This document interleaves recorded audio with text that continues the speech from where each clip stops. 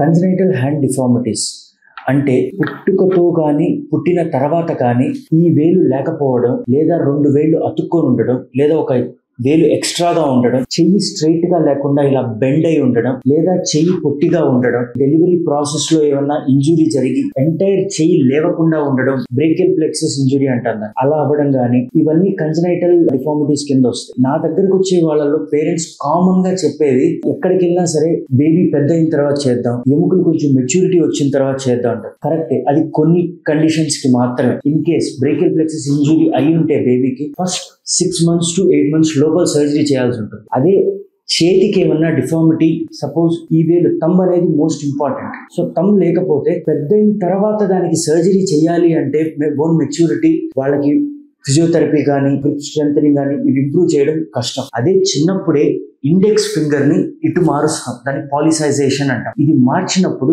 Thumb create అవుతుంది. Same way congenital trigger thumb అంటారు. అది ఇలా ముడిచి తెరిచేటప్పుడు నొప్పి రావడం కానీ స్టక్ అవడం కానీ ఉంటుంది. దానికి చాలా సింపుల్ సర్జరీగా రిలీజ్ చేస్తాం. సర్జరీ అంటే భయపడో లేకపోతే వేరే కారణాల వల్ల సర్జరీ చేయించకుండా ఉంటే ఏలు అలానే స్టక్ అయిపోతుంది. So please consult congenital surgeon or hand surgeon. దానికి తగ్గ సర్జరీ అప్పుడు అవసరం పడుతుందా లేదా తర్వాత చేయాల్సి ఉంటుందా అనేది క్లియర్ గా తెలుసుకోండి.